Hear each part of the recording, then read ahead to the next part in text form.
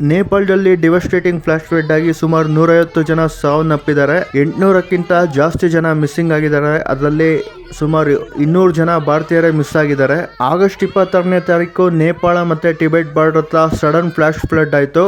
ಬೋತೆಕೋಶಿ ಮತ್ತೆ ಲೇಂಡೆ ರಿವರ್ ಜಾಗದಲ್ಲಿ massive water search ಆಗಿ ನೀರು ಮತ್ತೆ ಮಡ್ ಡೆಬ್ರಿಸ್ ಮೌಂಟೇನ್ ವ್ಯಾಲಿ ಮೂಲಕ ಭೀಕರವಾಗಿ ಹರಿಯೋದಕ್ಕೆ ಸ್ಟಾರ್ಟ್ ಆಗುತ್ತೆ.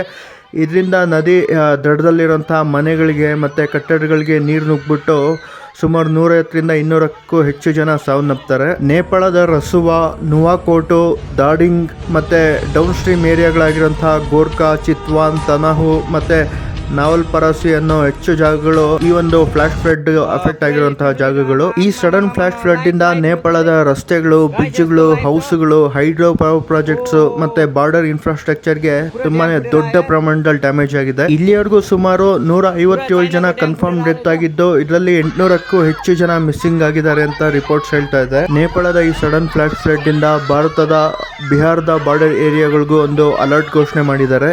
ಇದರಲ್ಲಿ ಇನ್ನೂ ಸಿಕ್ಕಾಕೊಂಡಿರುವಂತಹ ನೇಪಾಳದ ಜನ ಆಗಿರ್ಬೋದು ಮತ್ತು ನಮ್ಮ ಭಾರತೀಯ ಜನ ಅಥವಾ ಬೇರೆ ವಿದೇಶದ ಜನಗಳಾಗಿರ್ಬೋದು, ಎಲ್ಲರೂ ಸುರಕ್ಷಿತವಾಗಿರಲಿ ಅಂತ ನಾವು ಪ್ರಾರ್ಥನೆ ಮಾಡ್ಕೊಳ್ಳೋಣ.